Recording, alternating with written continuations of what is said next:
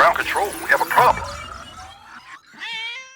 Real-world celebrities appearing in The Sims has been a thing since House Party. In the time since then, we've had very few hits, a couple of notables, sure, but also some straight-up Ys, and a whole lot of, yeah, sure, but it's an entry on The Sims Wiki. I thought it would be fun to go through every single celebrity that has ever appeared in The Sims and make an attempt at a tier list. This is the first time I'm doing something like this, so you might think that it's so easy that you can't mess it up, but sometimes things that should work just don't work very well. So what do we have here? We have Superstar tier, of course, that needs to be the highest tier. Get on the trolley, we're going to Studio Town. Dalsall Valley tier, which is the midpoint. Nah. The Nepo Baby life stage, where I think a huge amount of these people are going to end up. Trust me, I have a whole Word document to guide me through this, because a lot of these people, like, who is that? Then we have just no. I like to think that I will be ranking these celebrities on their impact or their legacy for the franchise as a whole. Some personal bias is definitely going to come in here, like 100%. Like, yeah, Bon Jovi, Dalsall Valley tier, because he's the celebrity I'm least excited to see when I'm in Studio Town. The guitarist from the same band, yes, you're going in there as well. This is not supposed to be 100% objective. Some people would say that is completely and fundamentally impossible. This is just more so a trip down memory lane. Maybe you'll learn a few things, maybe you'll lose a few things. And I didn't really order these in any logical way, which is kind of a problem for me, because a lot of these are like the drummer from a band that had one hit song in the mid-2010s. The Black Eyed Peas are going Superstar tier immediately. Well, who are you? So that's will.i.am, that's Fergie. Let's move their manager down to Get on the Trolley tier. The Black Eyed Peas, the Herbs, a massive reason that game is so nostalgic for a lot of people. A very different era for the Black Eyed Peas. But I think they were the perfect pairing for that game, just really gave that game an edge it wouldn't otherwise have had. Next up, we have the legend Twiggy from the 1960s. Very, very famous model. Did not have a big impact on The Sims 1 because she was bonus content for Living Large. She was just a head and a body. Twiggy deserved better. I might put her in no, just because she could have been a model in Superstar. But is Twiggy really the worst? No, she's not. She's going to Nepo Baby life stage. We're going to get to way worse very soon. Hilary Duff is going into Dalsall Valley tier because she was only a character in the console edition for pets, but it was cool because her chihuahua was there as well. You could also have downloaded her for The Sims 2 from the store. Not really a lot of impact, but Hilary Duff very much fits The Sims as a thing. A huge amount of these characters are from The Sims 4 Gallery, the official one run by EA, so I guess I can start filtering a lot of these celebrities into Nepo Baby or no. Nothing against these celebrities, also nothing for them. They make way more money than I can ever imagine. But a lot of the time, these little partnership thingies do feel a bit misplaced. No one cares that BB Rexa is on the Sims 4 Gallery. No one cares. If any of her two fans are listening to this, I'm really sorry. I'm just being very good about my own feelings. Bretman Rock was in the video ad campaign a few years ago. It was about finding yourself. I believe Amanda Gordon is a content creator, was also part of a little Amazon creation thing. This is the dude from Glass Animals. I used to actually be a fan of Glass Animals. Enough to put him in Nepo Baby life stage. I think this was also with the Sims Sessions stuff, so everyone here who was in the Sims Session thing, let's get you in here. Becca Hatch, this is also her. I'm very, very sorry, don't know who that is. Big Data, Bilal Hassani, you go in there. Breland, the entirety of Echo Smith, who else is Echo Smith? You're Echo Smith. Who? I wish that I could be part of the cool kids. Who else is here? Millie Bobby Brown. Millie Bobby Brown is interesting because I think she was part of an event that caused me to take hiatus from The Sims. It was like a positivity challenge thing, and no, don't like that. The entirety of New Politics, a band that I actually listened to a lot. I'm so sorry. I honestly think that a lot of these people should just be moved down. Not any personal grudge or anything like that, but in terms of impact. Romero Jennings is a cool idea for collaboration with The Sims. I believe he was head of makeup at Mac. I don't know. The makeup we got in that update was not really good, so enjoy. We had these renders of Carly Rae Jepsen, Iggy Azalea and Nick Young, Lucy Hale and Kiki Palmer. There was a moment where she was asking for help with CC on Instagram. So honestly, I'm moving her up. But honestly, I feel like Kiki Palmer, just by virtue of having a meme, has done more for the franchise than pretty much anyone here. So, oof. I'm so sorry.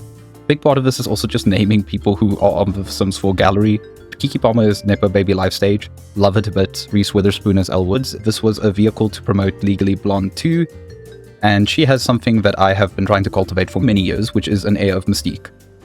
She was actually a pre-order bonus for the Amazon edition for The Sims 1, and the file has pretty much been lost. No one seems to know where to find it. She has become kind of a legend. There's something about her that looks very creepypasta. Objectively, the best celebrity tie-in we've ever gotten, I would argue, is Drew Carey in The Sims 1. Drew Carey has become such a synonymous part of The Sims 1. I feel like everyone judges whether they're doing a good job in The Sims 1 by whether or not they can host a party that actually gets him to come. Apparently, he was a fan of The Sims, so that's also cool. A lot of these people, I doubt it. Who else do we have here? We have quite a few European celebrities in The Sims 2. The Sims 2 did not have a lot of celebrities, and we'll actually get to who's responsible for that. For some reason, there's a lot of Belgian and Danish celebrities in The Sims 2. I just knew them as Sims. Get Your Life, Kurt Rogers, Julie Tatum, Jeanette Biederman. Sticking on The Sims 2, we can stick on The Sims 2 for a little bit. Where is Lily Allen? Lily Allen is going in to get on the trolley. We're going to Studio Town.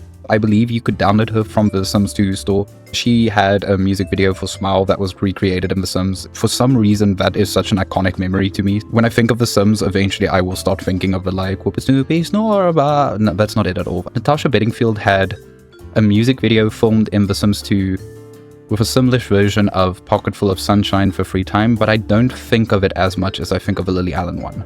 Does that make sense? That's less impact then. If it doesn't impact me as much, it's less impact overall for everyone.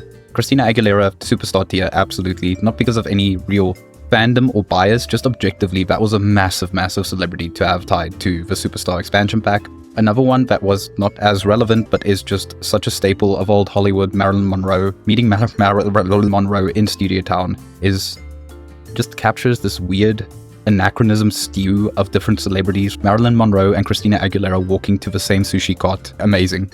No notes. Joe Sugg, get over here. Adam Zrodkowski, I believe that's how you pronounce it, in a Play With Life trailer with him as well. Katie Tiz, the second most relevant celebrity on this list, whose name is Katie.